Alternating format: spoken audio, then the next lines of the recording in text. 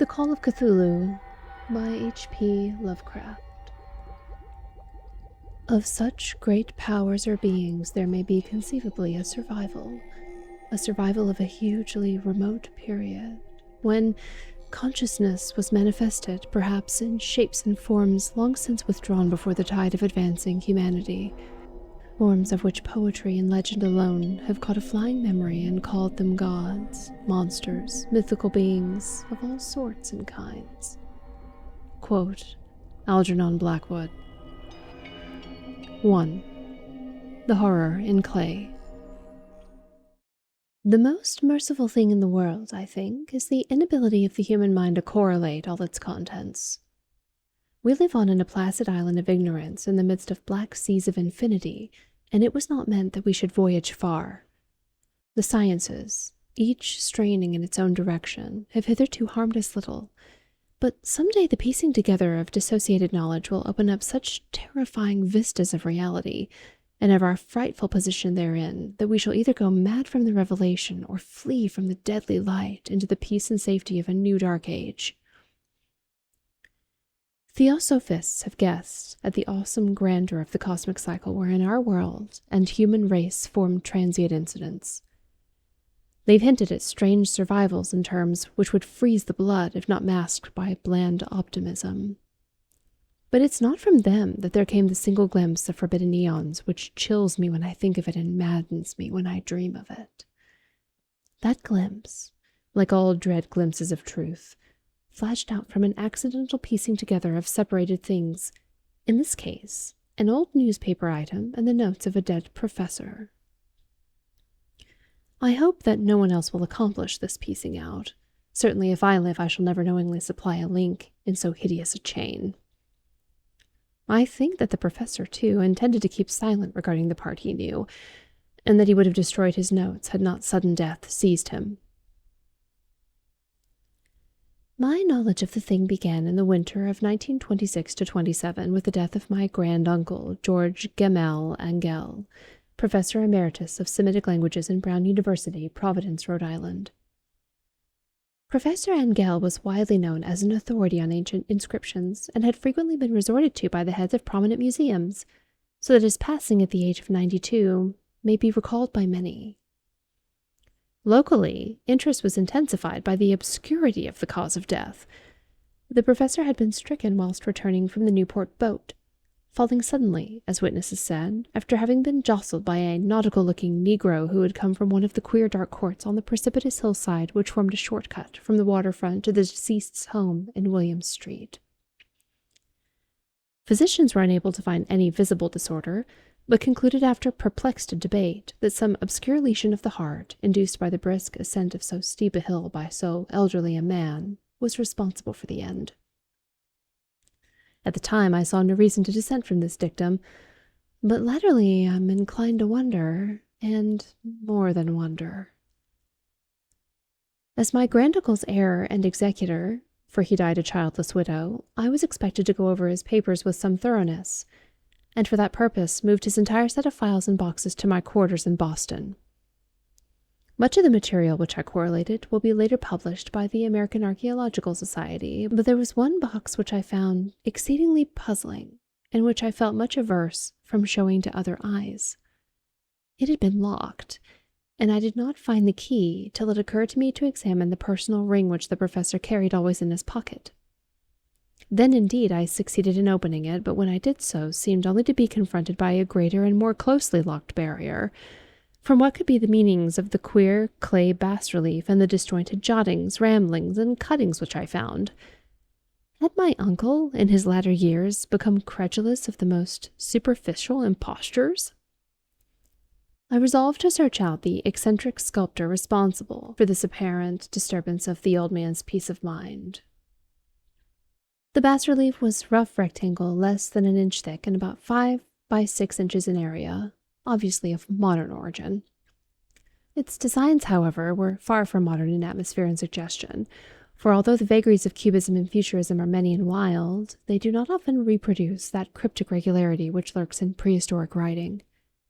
And writing of some kind, the bulk of the design seems certainly to be, though my memory, despite much familiarity with the papers and collections of my uncle, failed in any way to identify this particular species or even hint at its remotest affiliations. Above these apparent hieroglyphics was a figure of evidently pictorial intent, though its impressionistic execution forbade a very clear idea of its nature. It seemed to be a sort of monster, or symbol representing a monster, of a form which only a diseased fancy could conceive. If I say that my somewhat extravagant imagination yielded simultaneous pictures of an octopus, a dragon, and a human caricature, I shall not be unfaithful to the spirit of the thing. A pulpy, tentacled head surmounted a grotesque and scaly body with rudimentary wings.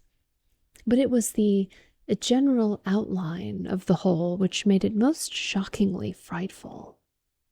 Behind the figure was a vague suggestion of a cyclopean architectural background. The writing accompanying this oddity was, aside from a stack of press cuttings, in Professor Engel's most recent hand, and made no pretense to literary style.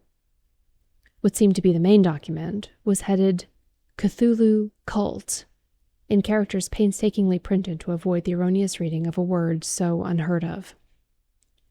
This manuscript was divided into 2 sections, the first of which was headed 1925 Dream and Dream Work of H.A. Wilcox, 7 Thomas Street, Providence, R.I., and the second, Narrative of Inspector John R. Legros, 121 Bienville Street, New Orleans, Louisiana, at 1908 AAS, MTG, Notes on Same, and Professor Webb's account. The other manuscript papers were all brief notes, some of them accounts of the queer dreams of different persons, some of them citations from theosophical books and magazines, notably W. Scott Eliot's Atlantis and the Lost Lemuria, and the rest comments on long-surviving secret societies and hidden cults with references to passages in such mythological and anthropological source books as Fraser's Golden Bough and Miss Murray's Witch Cult in Western Europe.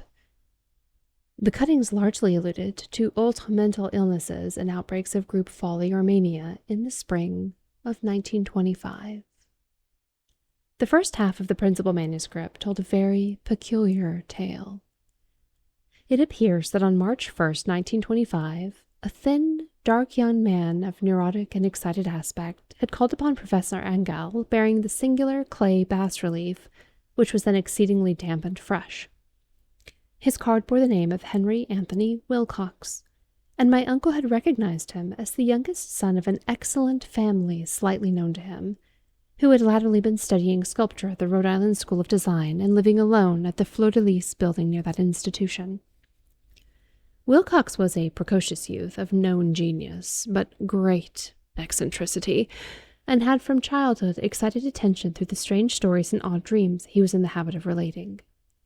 He called himself psychically hypersensitive, but the staid folk of the ancient commercial city dismissed him as merely queer. Never mingling much with his kind, he had dropped gradually from social visibility and was now known only to a small group of aesthetes from other towns. Even the Providence Art Club, anxious to preserve its conservatism, had found him quite hopeless. On the occasion of the visit, ran the professor's manuscript, the sculptor abruptly asked for the benefit of his host's archaeological knowledge in identifying the hieroglyphics on the bas-relief. He spoke in a dreamy, stilted manner which suggested pose and alienated sympathy, and my uncle showed some sharpness in replying, for the conspicuous freshness of the tablet implied kinship with anything but archaeology. Young Wilcox's rejoinder, which impressed my uncle enough to make him recall and forward it verbatim, was of a fantastically poetic cast which must have typified his whole conversation, and which I have since found highly characteristic of him. He said, "It is new, indeed, for I made it last night in a dream of strange cities, and dreams are older than brooding Tyre or the contemplative Sphinx, or garden-girdled Babylon." It was then that he began that rambling tale which suddenly played upon a sleeping memory and won the fevered interest of my uncle. There had been a slight earthquake tremor the night before, the most considerable felt in New England for some years, and Wilcox's imagination had been keenly affected. Upon retiring, he had had an unprecedented dream of great cyclopean cities of Titan blocks and sky-flung monoliths, all dripping with green ooze and sinister with latent horror. Hieroglyphics had covered the walls and pillars, and from some undetermined point below had come a voice that was not a voice, a chaotic sensation which only fancy could transmute into sound, but which he attempted to render by the utmost unpronounceable jumble of letters. Cthulhu Fatagan. This verbal jumble was the key to the recollection which excited and disturbed Professor Angel. He questioned the sculptor with scientific minuteness, and studied with almost frantic intensity the bas-relief on which the youth had found himself working, chilled and clad only in his night-clothes, when waking had stolen bewilderingly over him. My uncle blamed his old age, Wilcox afterwards said, for his slowness in recognizing both hieroglyphics and pictorial design.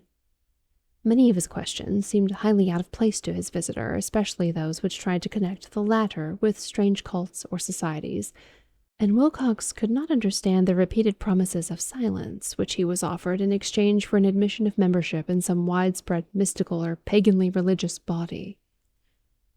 When Professor Angel became convinced that the sculptor was indeed ignorant of any cult or system of cryptic lore, he besieged his visitor with demands for future reports of dreams. This bore regular fruit, for after the first interview the manuscript records daily calls from the young man, during which he related startling fragments of nocturnal imagery whose burden was always some terrible cyclopean vista of dark and dripping stone, with a subterranean voice or intelligence shouting monotonously in enigmatical sense impacts uninscribable save as gibberish. The two sounds most frequently repeated are those rendered by the letters Cthulhu and relief. On March 23rd, the manuscript continued, Wilcox failed to appear, and inquiries at his quarters revealed that he had been stricken with an obscure sort of fever and taken to the home of his family in Waterman Street. He had cried out in the night, arousing several other artists in the building, and had manifested since then only alternations of unconsciousness and delirium. My uncle at once telephoned the family, and from that time forward kept close watch of the case, calling often at the Thayer Street office of Dr. Toby, whom he learned to be in charge. The youth's febrile mind, apparently, was dwelling on strange things, and the doctor shuddered now and then as he spoke of them. They included not only a repetition of what he had formerly dreamed, but touched wildly on a gigantic thing, miles high, which walked or lumbered about. He at no time fully described this object, but occasionally frantic words, as repeated by Dr. Toby, convinced the professor it must be identical with the nameless monstrosity he had sought to depict in his dream sculpture. Reference to this object, the doctor added, was invariably a prelude to the young man's subsidence into lethargy. His temperature, oddly enough, was not greatly above normal, but the whole condition was otherwise such as to suggest a true fever rather than mental disorder. On April 2nd, at about 3 p.m., every trace of Wilcox's malady suddenly ceased. He sat upright in bed, astonished to find himself at home and completely ignorant of what had happened in dream or reality since the night of March 22nd. Pronounced well by his physician, he returned to his quarters in 3 days, but to Professor Angel he was of no further assistance. All traces of strange dreaming had vanished with his recovery, and my uncle kept no record of his night thoughts after a week of pointless and irrelevant accounts of thoroughly usual visions. Here, the first part of the manuscript ended, but references to certain of the scattered notes gave me much material for thought. So much, in fact, that only the ingrained skepticism then forming my philosophy can account for my continued distrust of the artist. The notes in question were those descriptive of the dreams in various persons, covering the same period as that in which young Wilcox had had his strange visitations. My uncle, it seems, had quickly instituted a prodigiously far-flung body of inquiries amongst nearly all the friends whom he could question without impertinence, asking for nightly reports of their dreams, and the dates of any notable visions for some time past. The reception of his request seems to have been varied, but he must at the very least have received more responses than any ordinary man could have handled without a secretary. This original correspondence was not preserved, but his notes formed a thorough and really significant digest. Average people in society and business, New England's traditional salt of the earth, gave an almost completely negative result, though scattered cases of uneasy but formless nocturnal impressions appear here and there, always between March 23rd and April 2nd, the period of young Wilcox's delirium. Scientific men were little more affected, though 4 cases of a vague description suggest fugitive glimpses of strange landscapes, and in one case there is mentioned a dread of something abnormal. It was from the artists and poets that the pertinent answers came, and I know that panic would have broken loose had I been able to compare notes. As it was, lacking their original letters, I half suspected the compiler of having asked leading questions, or of having edited the correspondence in corroboration of what he had latently resolved to see. That is why I continued to feel that Wilcox, somehow cognizant of the old data which my uncle had possessed, had been imposing on the veteran scientist. These responses from aesthetes told a disturbing tale. From February 28th to April 2nd, a large proportion of them had dreamed very bizarre things, the intensity of the dreams being immeasurably the stronger during the period of the sculptor's delirium. Over a fourth of those who reported anything reported scenes and half-sounds not unlike those which Wilcox had described, and some of the dreamers confessed acute fear of the gigantic nameless thing visible toward the last. One case, which the note describes with emphasis, was very sad. The subject, a widely known architect with leanings toward theosophy and occultism, went violently insane on the date of young Wilcox's seizure, and expired several months later after incessant screamings to be saved from some escaped denizen of hell. Had my uncle referred to these cases by name instead of merely by number, I should have attempted some corroboration and personal investigation, but as it was, I succeeded in tracing down only a few. All of these, however, bore out the notes in full. I've often wondered if all the objects of the professor's questioning felt as puzzled as did this fraction. It is well that no explanation shall ever reach them. The press cuttings, as I have intimated, touched on cases of panic, mania, and eccentricity during the given period. Professor Angell must have employed a cutting bureau, for the number of extracts was tremendous, and the sources scattered throughout the globe. Here was a nocturnal suicide in London, where a lone sleeper had leaped from a window after a shocking cry. Here, likewise, a rambling letter to the editor of a paper in South America, where a fanatic deduces a dire future from visions he has seen. A dispatch from California describes a theosophist colony as donning white robes en masse for some glorious fulfillment which never arrives, whilst items from India speak guardedly of serious native unrest toward the end of March. Voodoo orgies multiply in Haiti, and African outposts report ominous mutterings. American officers in the Philippines find certain tribes bothersome about this time, and New York policemen are mobbed by hysterical Levantines on the night of March 22 to 23. The west of Ireland, too, was full of wild rumor and legendary, and a fantastic painter named Ardois Benoit hangs a blasphemous dream landscape in the Paris Spring Salon of 1926. And so numerous are the recorded troubles in insane asylums that only a miracle can have stopped the medical fraternity from noting strange parallelisms and drawing mystified conclusions. A weird bunch of cuttings, all told, and I can at this date scarcely envisage the callous rationalism with which I set them aside. But I was then convinced that young Wilcox had known of the older matters mentioned by the professor. 2. The Tale of Inspector Legrasse. The older matters which had made the sculptor's dream and bas-relief so significant to my uncle formed the subject of the second half of his long manuscript. Once before, it appears, Professor Angel had seen the hellish outlines of this nameless monstrosity, puzzled over the unknown hieroglyphics, and heard the ominous syllables which can be rendered only as Cthulhu.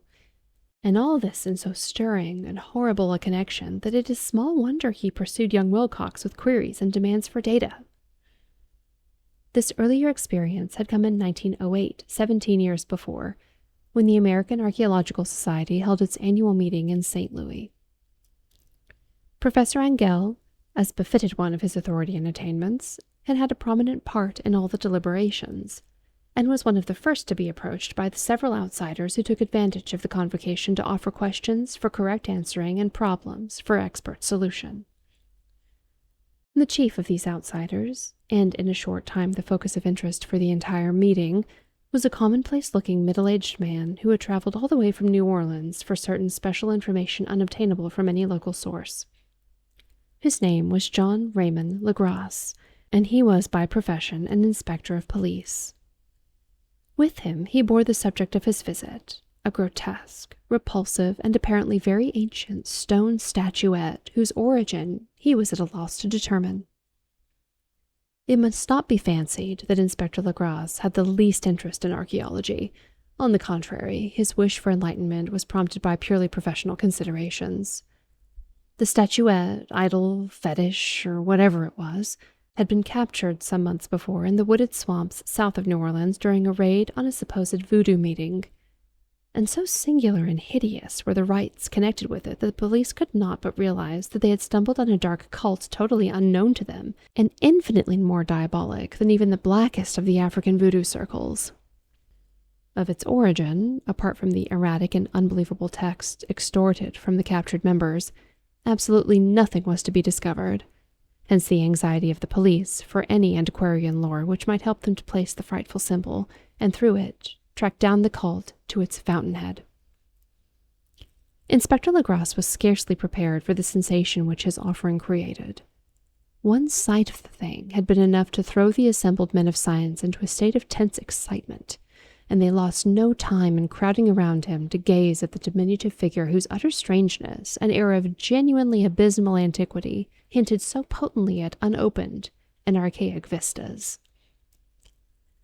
No recognized school of sculpture had animated this terrible object, yet centuries and even thousands of years seemed recorded in its dim and greenish surface of unplaceable stone. The figure, which was finally passed slowly from man to man for close and careful study, was between 7 and 8 inches in height and of exquisitely artistic workmanship. It represented a monster of vaguely anthropoid outline, but with an octopus-like head whose face was a mass of feelers, a scaly, rubbery-looking body, prodigious claws on hind and fore feet, and long, narrow wings behind. This thing, which seemed instinct with a fearsome and unnatural malignancy, was of a somewhat bloated corpulence and squatted evilly on a rectangular block or pedestal covered with undecipherable characters. The tips of the wings touched the back edge of the block. The seat occupied the center, whilst the long curved claws of the doubled-up, crouched hind legs gripped the front edge and extended a quarter of the way down toward the bottom of the pedestal.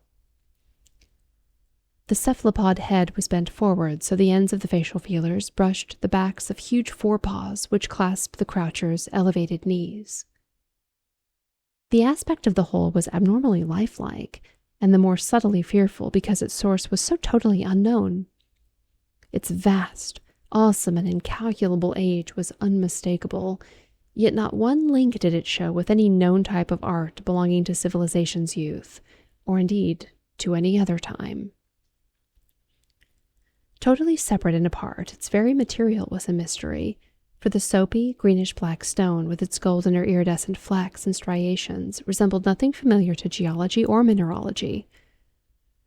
The characters along the base were equally baffling, and no member present, despite a representation of half the world's expert learning in this field, could form the least notion of even their remotest linguistic kinship. They, like the subject and material, belonged to something horribly remote and distinct from mankind as we know it, something frightfully suggestive of old and unhallowed cycles of life, in which our world and our conceptions have no part. And yet, as the members severally shook their heads and confessed defeat at the inspector's problem, there was one man at that gathering who suspected a touch of bizarre familiarity in the monstrous shape and writing, and who presently told with some diffidence of the odd trifle he knew.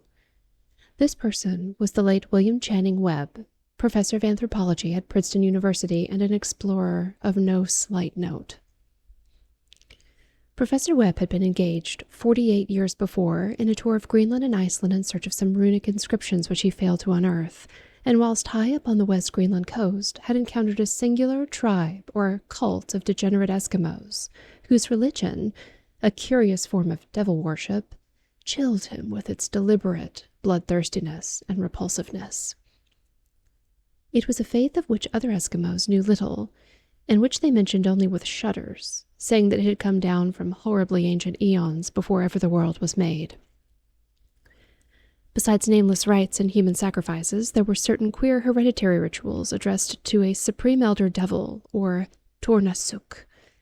And of this, Professor Webb had taken a careful phonetic copy from an aged Engikok, or wizard priest, expressing the sounds as Roman letters as best he knew how.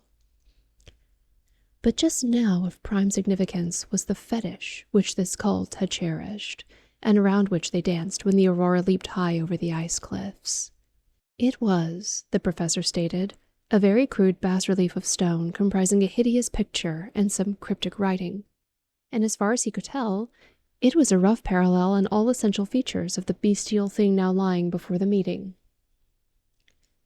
These data, received with suspense and astonishment by the assembled members, proved doubly exciting to Inspector Legrasse, and he began at once to ply his informant with questions.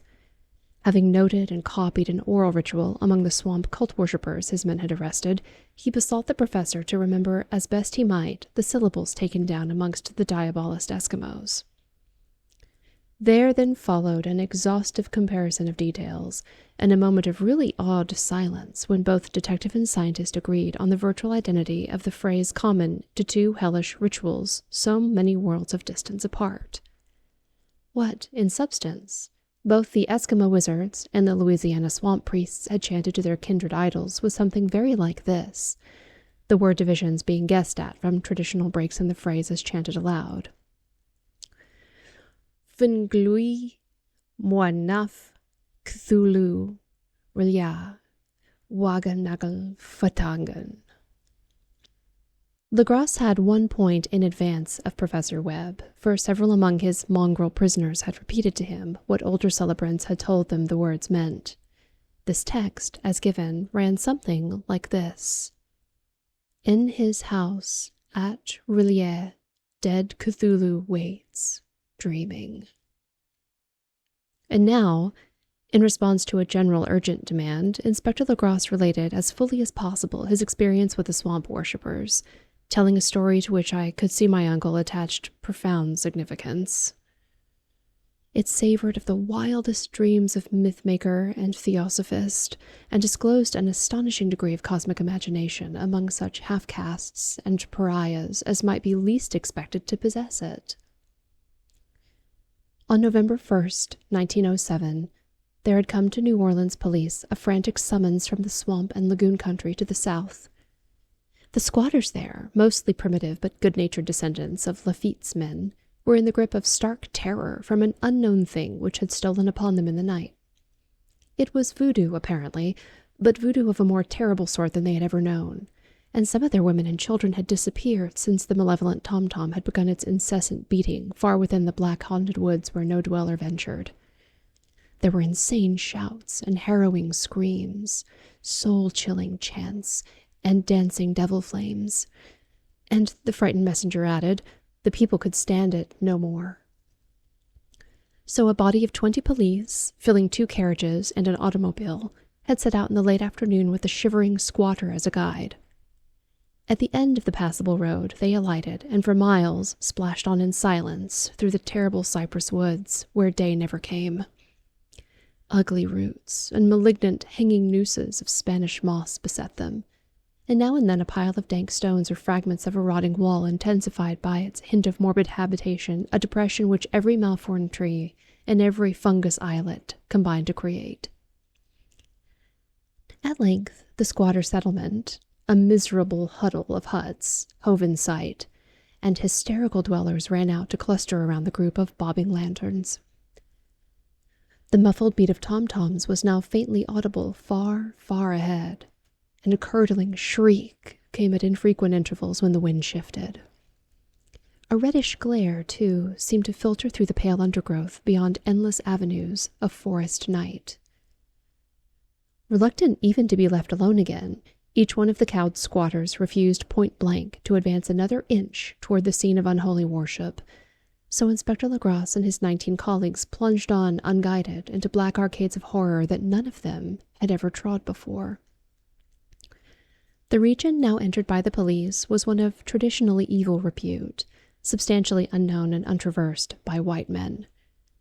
There were legends of a hidden lake unglimpsed by mortal sight, in which dwelt a huge, formless, white, polypus thing with luminous eyes, and squatters whispered that bat-winged devils flew up out of the caverns and inner earth to worship it at midnight. They said it had been there before D'Iberville, before La Salle, before the Indians, and before even the wholesome beasts and birds of the woods. It was nightmare itself, and to see it was to die. But it made men dream, and so they knew enough to keep away. The present voodoo orgy was, indeed, on the merest fringe of this abhorred area, but that location was bad enough. Hence, perhaps, the very place of the worship had terrified the squatters more than the shocking sounds and incidents. Only poetry or madness could do justice to the noises heard by Legrasse's men as they plowed on through the black morass toward the red glare and the muffled tom-toms. There are vocal qualities peculiar to men, and vocal qualities peculiar to beasts, and it is terrible to hear the one when the source should yield the other. Animal fury and orgiastic license here whipped themselves to demoniac heights by howls and squawking ecstasies that tore and reverberated through those nighted woods like pestilential tempests from the gulfs of hell. Now and then the less organized ululations would cease, and from what seemed a well-drilled chorus of hoarse voices would rise in sing-song chants the hideous phrase or ritual. Fnglui Moanaf Cthulhu Rilya Waganagal Fatangan. Then the men, having reached a spot where the trees were thinner, came suddenly in sight of the spectacle itself. 4 of them reeled, 1 fainted, and 2 were shaken into a frantic cry which the mad cacophony of the orgy fortunately deadened. Legrasse dashed swamp water on the face of the fainting man, and all stood trembling and nearly hypnotized with horror. In a natural glade of the swamp stood a grassy island of perhaps an acre's extent, clear of trees and tolerably dry. On this now leaped and twisted a more indescribable horde of human abnormality than ever but a Syme or an Angarola could paint. Void of clothing, this hybrid spawn were braying, bellowing, and writhing about a monstrous ring-shaped bonfire, in the center of which, revealed by occasional rifts in the curtain of flame, stood a great granite monolith some 8 feet in height, on top of which, incongruous in its diminutiveness, rested a noxious carven statuette. From a wide circle of 10 scaffolds set up at regular intervals with the flame-girt monolith as its center hung, head downward, the oddly marred bodies of the helpless squatters who had disappeared. It was inside the circle that the ring of worshippers jumped and roared, the general direction of the mass motion being from left to right in endless bacchanal between the ring of bodies and the ring of fire. It may have been only imagination, and it may have been only echoes, which induced one of the men, an excitable Spaniard, to fancy he heard antiphonal responses to the ritual from some far and unillumined spot deeper within the wood of ancient legendary and horror. This man, Joseph D. Galvez, I later met and questioned, and he proved distractingly imaginative. He indeed went so far as to hint of the faint beating of great wings, and of a glimpse of shining eyes and a mountainous white bulk beyond the remotest trees, but I suppose he'd been hearing too much native superstition. Actually, the horrified pause of the men was of comparatively brief duration. Duty came first, and although there must have been 100 mongrel celebrants in the throng, the police relied on their firearms and plunged determinedly into the nauseous rout. For 5 minutes, the resultant din and chaos were beyond description. Wild blows were struck, shots were fired, and escapes were made, but in the end, Legras was able to count some 47 sullen prisoners, whom he forced to dress in haste and fall in line between 2 rows of policemen. 5 of the worshippers lay dead, and 2 severely wounded ones were carried away on improvised stretchers by their fellow prisoners. The image on the monolith, of course, was carefully removed and carried back by Legras. Examined at headquarters after a trip of intense strain and weariness, the prisoners all proved to be men of a very low, mixed blood and mentally aberrant type. Most were seamen, and a sprinkling of Negroes and mulattoes, largely West Indians or Brava Portuguese from the Cape Verde Islands, gave a coloring of voodooism to the heterogeneous cult. But before many questions were asked, it became manifest that something far deeper and older than Negro fetishism was involved. Degraded and ignorant as they were, the creatures held with surprising consistency to the central idea of their loathsome faith. They worshipped, so they said, the great old ones who lived ages before there were any men, and who came to the young world out of the sky. Those old ones were gone now, inside the earth and under the sea, but their dead bodies had told their secrets in dreams to the first man, who formed a cult which had never died. This was that cult, and the prisoners said it had always existed and always would exist, hidden in distant wastes and dark places all over the world until the time when the great priest Cthulhu, from his dark house in the mighty city of Bluejay under the waters, should rise and bring the earth again beneath his sway. Some day he would call, when the stars were ready, and the secret cult would always be waiting to liberate him. Meanwhile, no more must be told. There was a secret which even torture could not extract. Mankind was not absolutely alone among the conscious things of earth, for shapes came out of the dark to visit the faithful few. But these were not the great old ones. No man had ever seen the old ones. The carven idol was great Cthulhu, but none might say whether or not the others were precisely like him. No one could read the old writing now, but things were told by word of mouth. The chanted ritual was not the secret. That was never spoken aloud, only whispered.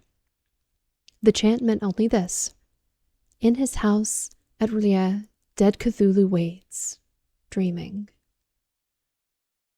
Only 2 of the prisoners were found sane enough to be hanged, and the rest were committed to various institutions. All denied a part in the ritual murders, and averred that the killing had been done by black-winged ones, which had come to them from their immemorial meeting place in the haunted wood. But of those mysterious allies, no coherent account could ever be gained. What the police did extract came mostly from an immensely aged mestizo named Castro, who claimed to have sailed to strange ports and talked with undying leaders in the cult in the mountains of China. Old Castro remembered bits of hideous legend that paled the speculations of theosophists and made man and the world seemed recent and transient indeed. There had been eons when other things ruled on earth, and they had had great cities. Remains of them, he said the deathless Chinaman had told him, were still to be found as Cyclopean stones on islands in the Pacific.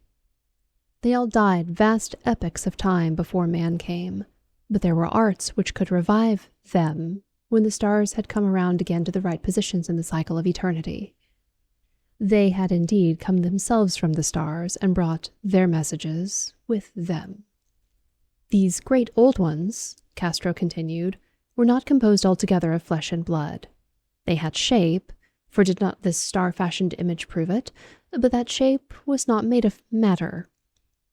When the stars were right, they could plunge from world to world through the sky, but when the stars were wrong, they could not. But although they no longer lived, they would never really die. They all lay in stone houses in their great city of Bluejay, preserved by the spells of mighty Cthulhu for the glorious resurrection when the stars and the earth might once more be ready for them. But at that time, some force from outside must serve to liberate their bodies. The spells that preserved them intact likewise prevented them from making an initial move, and they could only lie awake in the dark and think whilst uncounted millions of years rolled by. They knew all that was occurring in the universe, for their mode of speech was transmitted thought. Even now they talked in their tombs. When, after infinities of chaos, the first men came, the great old ones spoke to the sensitive among them by molding their dreams. For only thus could their language reach the fleshly minds of mammals. "Then," whispered Castro, "those first men formed the cult around small idols which the great ones showed them, idols brought in dim eras from the dark stars. That cult would never die till the stars came right again, and the secret priests would take great Cthulhu from his tomb to revive his subjects and resume his rule of earth. The time would be easy to know, for then mankind would have become as the great old ones, free and wild and beyond good and evil, with laws and morals thrown aside, and all men shouting and killing and reveling in joy. Then the liberated old ones would teach them new ways to shout and kill and revel and enjoy themselves, and all the earth would flame with a holocaust of ecstasy and freedom. Meanwhile, the cult, by appropriate rites, must keep alive the memory of those ancient ways and show forth the prophecy of their return." In the elder time, chosen men had talked with the entombed old ones in dreams, but then something had happened. The great stone city, Bluejay, with its monoliths and sepulchres, had sunk beneath the waves, and the deep waters, full of the one primal mystery through which not even thought can pass, had cut off the spectral intercourse. But memory never died, and High Priest said the city would rise again when the stars were right. Then came out of the earth the black spirits of earth, mouldy and shadowy, and full of dim rumors picked up in caverns beneath forgotten sea bottoms. But of them old Castro dared not speak much. He cut himself off hurriedly, and no amount of persuasion or subtlety could elicit more in this direction. The size of the old ones, too, he curiously declined to mention. Of the cults, he said that he thought the center lay amid the pathless deserts of Arabia, where Irem, the city of pillars, dreams hidden and untouched. It was not allied to the European witch cult, and was virtually unknown beyond its members. No book had ever really hinted of it, though the deathless Chinaman said that there were double meanings of the Necromonicon of the mad Arab Abdul al-Hazred, which the initiated might read as they chose, especially the much-discussed couplet, "That is not dead which can eternal lie, and with strange aeons even death may die." Legrasse, deeply impressed and not a little bewildered, had inquired in vain concerning the historic affiliations of the cult. Castro apparently had told the truth when he said it was wholly secret. The authorities at Tulane University could shed no light upon either cult or image, and now the detective had come to the highest authorities in the country and met with no more than the Greenland tale of Professor Webb. The feverish interest aroused at the meeting by Legrasse's tale, corroborated as it was by the statuette, is echoed in the subsequent correspondence of those who attended, although scant mention occurs in the formal publication of the society. Caution is the first care of those accustomed to face occasional charlatanry and imposture. Legrasse for some time lent the image to Professor Webb, but at the latter's death it was returned to him and remains in his possession, where I viewed it not long ago. It is truly a terrible thing, and unmistakably akin to the dream sculpture of young Wilcox. That my uncle was excited by the tale of the sculptor, I did not wonder, for what thoughts might arise upon hearing, after a knowledge of what Legrasse had learned of the cult, of a sensitive young man who had dreamed not only the figure and exact hieroglyphics of the swamp-found image and the Greenland devil tablet, but had come in his dreams upon at least 3 of the precise words of the formula uttered alike by Eskimo, Diabolists, and mongrel Louisianans. Professor Engel's instant start on an investigation of the utmost thoroughness was eminently natural. though privately I suspected young Wilcox of having heard of the cult in some indirect way, and of having invented a series of dreams to heighten and continue the mystery at my uncle's expense. The dream narratives and cuttings collected by the professor were, of course, strong corroboration, but the rationalism of my mind and the extravagance of the whole subject led me to adopt what I thought the most sensible conclusions. So, after thoroughly studying the manuscript again and correlating the theosophical and anthropological notes with the cult narrative of Legras, I made a trip to Providence to see the sculptor and give him the rebuke I thought proper for so boldly imposing upon a learned and aged man. Wilcox still lived alone in the Fleur-de-Lis building in Thomas Street, a hideous Victorian imitation of 17th Street Breton architecture which flaunts its stuccoed front amidst the lovely colonial houses on the ancient hill, and under the very shadow of the finest Georgian steeple in America. I found him at work in his rooms, and at once conceded from the specimens scattered about it. I found him at work in his rooms, and at once conceded from the specimens scattered about that his genius is indeed profound and authentic. He will, I believe, be heard from some time as one of the great decadents, for he had crystallized in clay, and will one day mirror in marble those nightmares and fantasies which Arthur Machen evokes in prose, and Clark Ashton Smith makes visible in verse and in painting. Dark, frail, and somewhat unkempt in aspect, he turned languidly at my knock and asked me my business without rising, for my uncle had excited his curiosity in probing his strange dreams, yet had never explained the reason for his study. I did not enlarge his knowledge in this regard, but sought with some subtlety to draw him out. In a short time I became convinced of his absolute sincerity, for he spoke of the dreams in a manner none could mistake. They and their subconscious residuum had influenced his art profoundly, and he showed me a morbid statue whose contours almost made me shake with the potency of its black suggestion. He could not recall having seen the original of this thing except in his own dream bas-relief, but the outlines had formed themselves insensibly under his hands. It was, no doubt, the giant shape he had raved of in delirium. That he really knew nothing of the hidden cult, save from what my uncle's relentless catechism had let fall, he soon made clear. And again, I strove to think of some way in which he could possibly have received the weird impressions. He talked of his dreams in a strangely poetic fashion, making me see with terrible vividness the damn cyclopean city of slimy green stone, whose geometry, he oddly said, was all wrong. And hear with frightened expectancy the ceaseless, half-mental calling from underground. Cthulhu, Ftagan. Cthulhu, Ftagan. These words had formed part of that dread ritual which told of dead Cthulhu's dream vigil in his stone vault at Roulier, and I felt deeply moved despite my rational beliefs. Wilcox, I was sure, had heard of the cult in some casual way and had soon forgotten it amidst the mass of his equally weird reading and imagining. Later, by virtue of its sheer impressiveness, it had found subconscious expression in dreams, in the bas-relief, and in the terrible statue I now beheld, so that his imposture upon my uncle had been a very innocent one. The youth was of a type, at once slightly affected and slightly ill-mannered, which I could never like, but I was willing enough now to admit both his genius and his honesty. I took leave of him amicably, and wish him all the success his talent promises.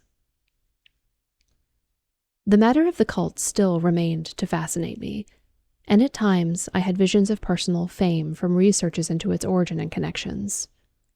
I visited New Orleans, talked with Legras and others of that old-time raiding party, saw the frightful image, and even questions such as the Mongol prisoners as still survived. Old Castro, unfortunately, had been dead for some years. What I now heard so graphically at first hand, though it was really no more than a detailed confirmation of what my uncle had written, excited me afresh, for I felt sure that I was on the track of a very real, very secret, and very ancient religion whose discovery would make me an anthropologist of note. My attitude was still one of absolute materialism, as I wish it still were. And I discounted with almost inexplicable perversity the coincidence of the dream notes and odd cuttings collected by Professor Angell. One thing which I began to suspect, and which I now fear, I know, is that my uncle's death was far from natural. He fell on a narrow hill street leading up from an ancient waterfront swarming with foreign mongrels after a careless push from a Negro sailor. I did not forget the mixed blood and marine pursuits of the cult members in Louisiana, and would not be surprised to learn of secret methods and poison needles as ruthless and anciently known as the cryptic rites and beliefs. Legras and his men, it's true, have been let alone, but in Norway, a certain seaman who saw things is dead. Might not the deeper inquiries of my uncle after encountering the sculptor's data have come to sinister ears? I think Professor Angel died because he knew too much, or because he was likely to learn too much. Whether I shall go as he did remains to be seen, for I have learned much now. 3. The Madness from the Sea. If heaven ever wishes to grant me a boon, it will be a total effacing of the results of a mere chance, which fixed my eyes on a certain stray piece of shelf paper. It was nothing on which I would naturally have stumbled in the course of my daily round, for it was an old number of an Australian journal, Sydney Bulletin, for April 18th, 1925. It had escaped even the Cutting Bureau, which had at the time of its issuance been avidly collecting material for my uncle's research. I had largely given over my inquiries into what Professor Angel called the Cthulhu cult, and was visiting a friend of Paterson, New Jersey, the curator of a local museum and a mineralogist of note. Examining one day the reserved specimens roughly set on the storage shelves in the rear room of the museum, my eye was caught by an odd picture in one of the old papers spread beneath the stones. It was the Sydney Bulletin I have mentioned, for my friend has wide affiliations in all conceivable foreign parts, and the picture was a half-tone cut of a hideous stone image, almost identical with that which Legras had found in the swamp. Eagerly clearing the sheet of its precious contents, I scanned the item in detail, and was disappointed to find it was of only moderate length. What it suggested, however, was of portentous significance to my flagging quest, and I carefully tore it out for immediate action. It read as follows: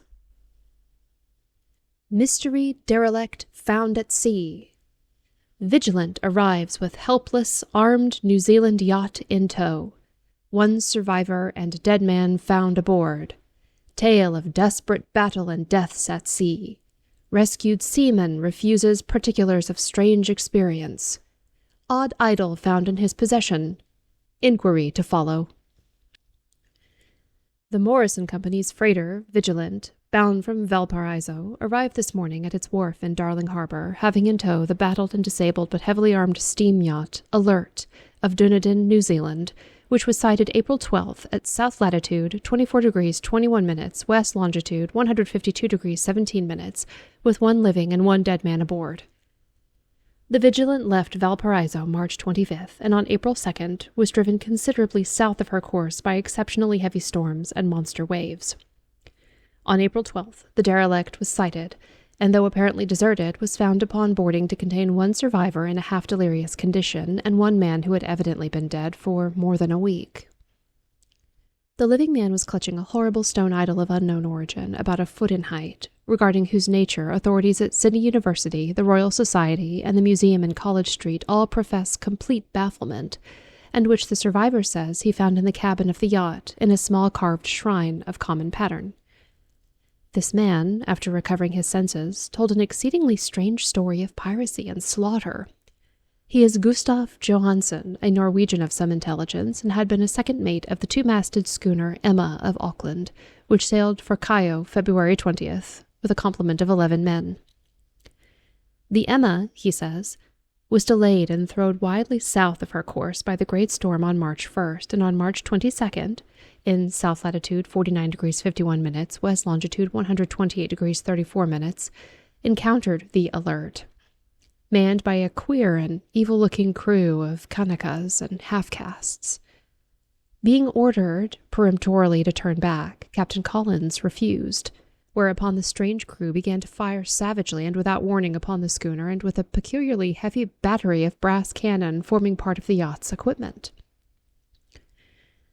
The Emma's men showed fight, says the survivor, and though the schooner began to sink from shots beneath the waterline, they managed to heave alongside their enemy and board her, grappling with the savage crew on the yacht's deck, and being forced to kill them all, the number being slightly superior, because of their particularly abhorrent and desperate, though rather clumsy, mode of fighting. 3 of the Emma's men, including Captain Collins and First Mate Green, were killed, and the remaining 8, under Second Mate Johansen, proceeded to navigate the captured yacht, going ahead in their original direction to see if any reason for their ordering back had existed. The next day, it appears, they raised and landed on a small island, although none is known to exist in that part of the ocean, and 6 of the men somehow died ashore, though Johansen is queerly reticent about this part of his story and speaks only of their falling into a rock chasm. Later, it seems, he and 1 companion boarded the yacht and tried to manage her, but were beaten about by the storm of April 2nd. From that time till his rescue on the 12th, the man remembers little, and he does not even recall when William Bryden, his companion, died. Bryden's death reveals no apparent cause and was probably due to excitement or exposure. Cable advices from Dunedin report that the Alert was well known there as an island trader and bore an evil reputation along the waterfront. It was owned by a curious group of half-castes whose frequent meetings and night trips to the woods attracted no little curiosity, and it had set sail in great haste just after the storm and earth tremors of March 1st. Our Auckland correspondent gives the Emma and her crew an excellent reputation, and Johansen is described as a sober and worthy man. The Admiralty will institute an inquiry on the whole matter beginning tomorrow, at which every effort will be made to induce Johansen to speak more freely than he has done hitherto. This was all together with the picture of the hellish image, but what a train of ideas it started in my mind! Here were new treasuries of data on the Cthulhu cult, and evidence that it had strange interests at sea as well as on land. What motive prompted the hybrid crew to order back the Emma as they sailed about with their hideous idol? What was the unknown island on which 6 of the Emma's crew had died, and about which the mate Johansen was so secretive? What had the Vice Admiralty's investigation brought out, and what was known of the noxious cult in Dunedin?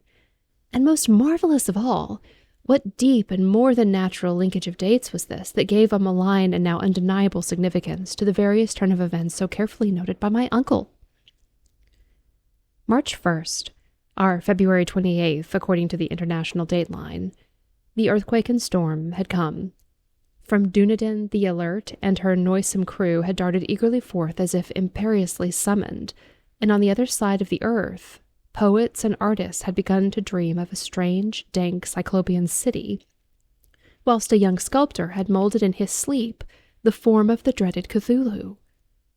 March 23rd, the crew of the Emma landed on an unknown island and left 6 men dead, and on that date the dreams of sensitive men assumed a heightened vividness, and darkened with dread of a giant monster's malign and pursuit, whilst an architect had gone mad and a sculptor had lapsed suddenly into delirium. And what of the storm on April 2nd, the date on which all dreams of the dank city ceased, and Wilcock emerged unharmed from the bondage of his strange fever? What of all this? And of those hints of old Castro about the sunken starborn Old Ones and their coming reign, their faithful cult, and their mastery of dreams? Was I tottering on the brink of cosmic horrors, beyond man's power to bear? If so, they must be horrors of the mind alone, for in some way the 2nd of April had put a stop to whatever monstrous menace had begun its siege of mankind's soul. That evening, after a day of hurried cabling and arranging, I bade my host adieu and took a train for San Francisco. In less than a month I was in Dunedin, where, however, I found that little was known of the strange cult members who had lingered in the old sea taverns. Waterfront scum was far too common for special mention, though there was vague talk about one inland trip these mongrels had made, during which faint drumming and red flame were noted on the distant hills.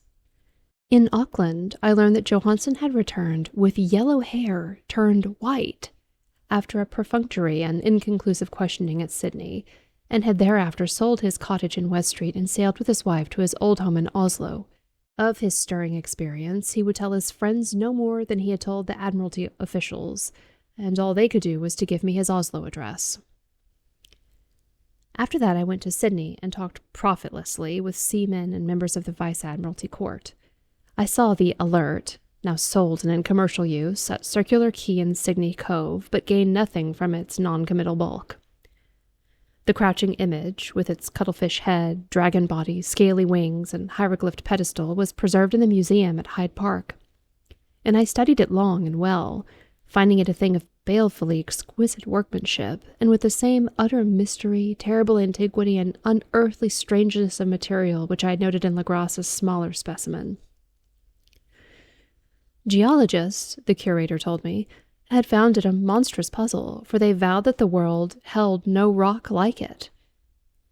Then I thought with a shudder of what old Castro had told Legras about the primal great ones. They had come from the stars and had brought their images with them. Shaken with such mental revolution as I had never known before, I now resolved to visit Mate Johansen in Oslo. Sailing for London, I re-embarked at once for the Norwegian capital, and one autumn day landed at the trim wharfs on the shadow of the Egeberg. Johansen's address, I discovered, lay in the old town of King Harald Hardrada, which kept alive the name of Oslo during all the centuries that the greater city masqueraded as Christiania.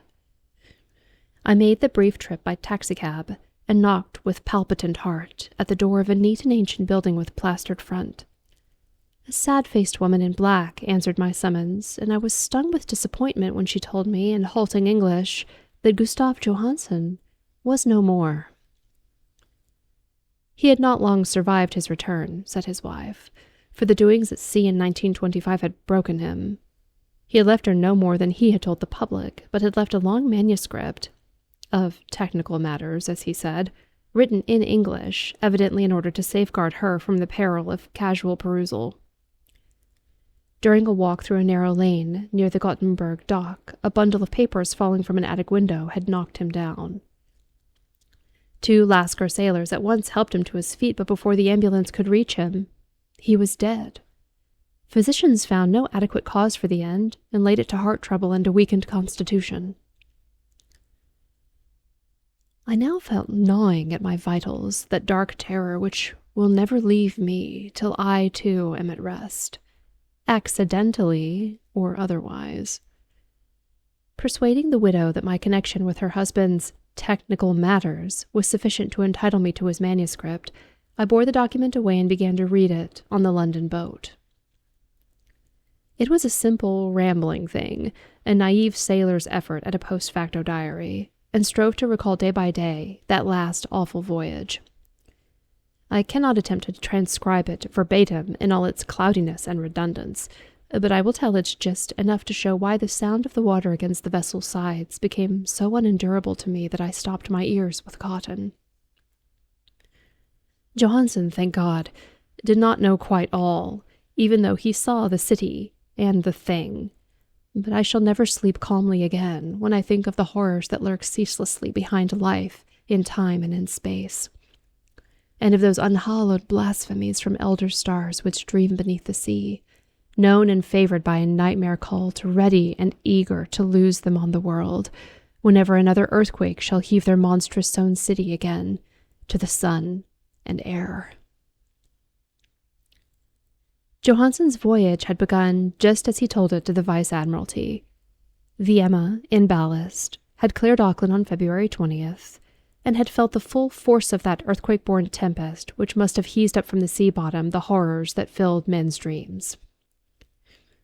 Once more under control, the ship was making good progress when held up by the Alert on March 22nd, and I could feel the mate's regret as he wrote of her bombardment and sinking. Of the swarthy cult fiends on the Alert, he speaks with significant horror. There was some peculiarly abominable quality about them which made their destruction seem almost a duty, and Johansen shows ingenious wonder at the charge of ruthlessness brought against his party during the proceedings of the court inquiry. Then, driven ahead by curiosity in their captured yacht under Johansen's command, The men sight a great stone pillar sticking out of the sea, and in south latitude 49 degrees 9 minutes, west longitude 126 degrees 43 minutes, come upon a coastline of mingled mud, ooze, and weedy cyclopean masonry, which can be nothing less than the tangible substance of Earth's supreme terror. The nightmare corpse city of R'lyeh, that was built in measureless eons behind history by the vast, loathsome shapes that seeped down from the dark stars. There lay great Cthulhu and his hordes, hidden in green, slimy vaults and sending out at last, after cycles incalculable, the thoughts that spread fear to the dreams of the sensitive and called imperiously to the faithful to come on a pilgrimage of liberation and restoration. All this Johansen did not suspect, but God knows, he soon saw enough. I suppose that only a single mountaintop, the hideous monolith-crowned citadel whereon great Cthulhu was buried, actually emerged from the waters. When I think of the extent of all that may be brooding down there, I almost wish to kill myself forthwith.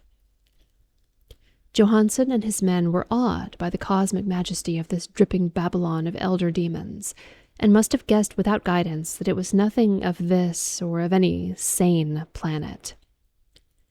Awe at the unbelievable size of the greenish stone blocks, at the dizzying height of the great carven monolith, and at the stupefying identity of the colossal statues and bas-reliefs with the queer image found in the shrine on the alert, is poignantly visible in every line of the mate's frightened description. Without knowing what futurism is like, Johansen achieved something very close to it when he spoke of the city.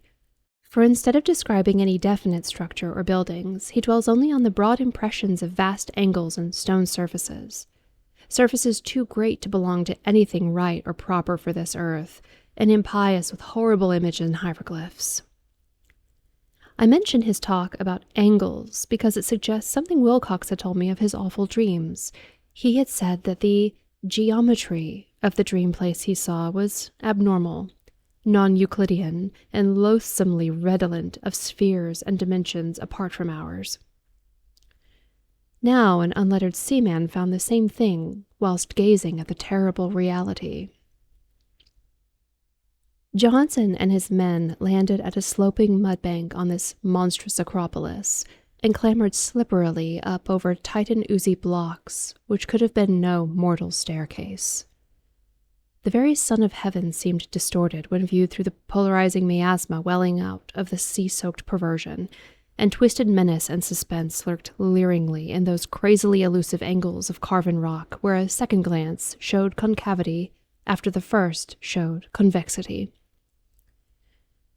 Something very like fright had come over all the explorers before anything more definite than rock and ooze and weed was seen. Each would have fled had he not feared the scorn of the others, and it was only half-heartedly that they searched, vainly as it proved, for some portable souvenir to bear away. It was Rodriguez the Portuguese who climbed up the foot of the monolith and shouted of what he had found. The rest followed him and looked curiously at the immense carved door with the now familiar squid dragon bas-relief. It was, Johansen said, like a great barn door, and they all felt that it was a door because of the ornate lintel, threshold, and jambs around it, though they could not decide whether it lay flat like a trapdoor or slantwise like an outside cellar door. As Wilcox would have said, the geometry of the place was all wrong. One could not be sure that the sea and the ground were horizontal, hence the relative position of everything else seemed phantasmally variable. Bryden pushed at the stone in several places without result. Then Donovan felt over it delicately around the edge, pressing each point separately as he went. He climbed interminably along the grotesque stone molding. That is, one would call it climbing if the thing was not, after all, horizontal, and the men wondered how any door in the universe could be so vast. Then, very softly and slowly, the acre-great panel began to give inward at the top, and they saw that it was balanced. Donovan slid or somehow propelled himself down or along the jamb and rejoined his fellows, and everyone watched the queer recession of the monstrously carven portal. In this fantasy of prismatic distortion, it moved anomalously in a diagonal way, so that all the rules of matter and perspective seemed upset. The aperture was black with a darkness almost material. The tenebrousness was indeed a positive quality, for it obscured such parts of the inner walls as ought to have been revealed and actually burst forth like smoke from its eon-long imprisonment, visibly darkening the sun as it slunk away into the shrunken and gibbous sky on flapping membranous wings. The odor arising from the newly opened depths was intolerable, and at length the quick-eared Hawkins thought he heard a nasty, slopping sound down there. Everyone listened, and everyone was listening still, when it lumbered slobberingly into sight, and gropingly squeezed its gelatinous green immensity through the black doorway into the tainted outside air of that poison city of madness. Poor Johansen's handwriting almost gave out when he wrote of this. Of the 6 men who never reached the ship, he thinks 2 perished of pure fright in that accursed instant.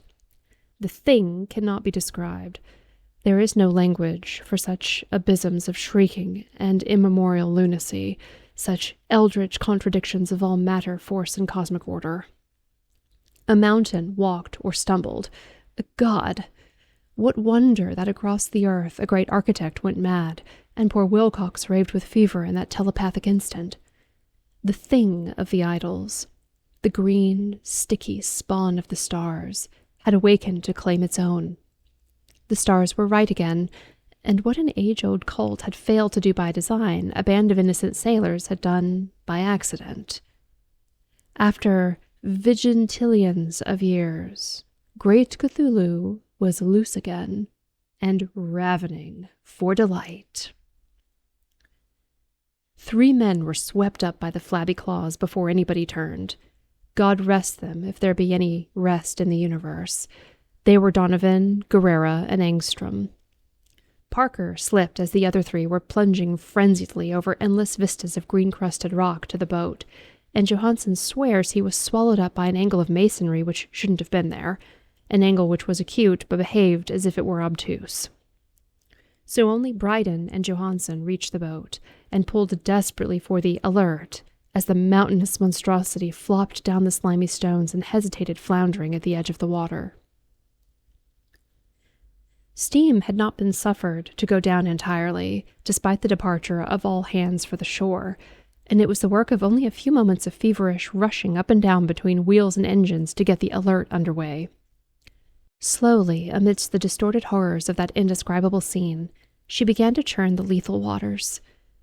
Whilst on the masonry of that charnel shore that was not of earth, the Titan thing from the stars slavered and gibbered like Polypheme cursing the fleeing ship of Odysseus. Then, bolder than the storied Cyclops, great Cthulhu slid greasily into the water and began to pursue with vast, wave-raising strokes of cosmic potency. Bryden looked back and went mad, laughing shrilly as he kept on laughing at intervals till death found him one night in the cabin whilst Johansen was wandering deliriously. But Johansen had not given out yet. Knowing that the thing could surely overtake the alert until steam was fully up, he resolved on a desperate chance, and setting the engine for full speed, ran lightning-like on deck and reversed to the wheel. There was a mighty eddying and foaming on the noisome brine, and as the steam mounted higher and higher, the brave Norwegian drove his vessel head-on against the pursuing jelly, which rose above the unclean froth like the stern of a demon galleon. The awful squid head with writhing feelers came nearly up to the bowsprit of the sturdy yacht, but Johansen drove on relentlessly.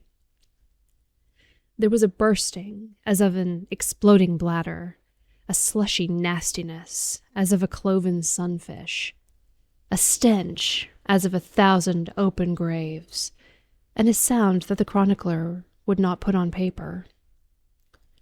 For an instant, the ship was befouled by an acrid and blinding green cloud, and then there was only a venomous seething astern, where, God in heaven, the scattered plasticity of that nameless sky spawn was nebulously recombining in its hateful original form, whilst its distance widened every second as the alert gained impetus from its mounting steam.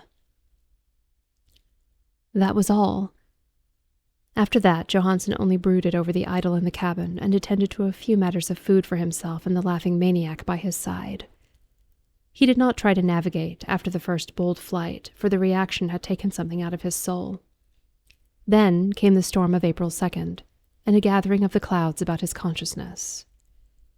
There is a sense of spectral whirling through liquid gulfs of infinity, of dizzying rides through reeling universes on a comet's tail, and of hysterical plunges from the pit to the moon and from the moon back again to the pit, all livened by a cachinating chorus of the distorted, hilarious elder gods and the green bat-winged mocking imps of Tartarus. Out of that dream came rescue, the Vigilant, the Vice Admiralty Court, the streets of Dunedin, and the long voyage back home to the old house by the Egeberg. He could not tell. They would think him mad. He would write of what he knew before death came, but his wife must not guess. Death would be a boon if only it could blot out the memories. That was the document I read, and now I've placed it in the tin box beside the bas-relief and the papers of Professor Angell. With it shall go this record of mine, to test my own sanity, wherein is pieced together that which I hope may never be pieced together again. I have looked upon all that the universe has to hold of horror, and even the skies of spring and the flowers of summer must ever afterward be poison to me. But I do not think my life will be long. As my uncle went, as poor Johansen went, so I shall go. I know too much, and the cult still lives. Cthulhu still lives, too, I suppose, again in that chasm of stone which has shielded him since the sun was young. His accursed city is sunken once more, for the Vigilant sailed over the spot after the April storm, but his ministers on earth still bellow and prance and slay around idol-capped monoliths in lonely places. He must have been trapped by the sinking whilst within his black abyss, or else the world would by now be screaming with fright and frenzy. Who knows the end? What has risen may sink, and what has sunk may rise. Loathsomeness waits and dreams in the deep, and decay spreads over the tottering cities of men. A time will come, but I must not, and cannot think. Let me pray that if I do not survive this manuscript, my executors may put caution before audacity and see that it meets no other eye.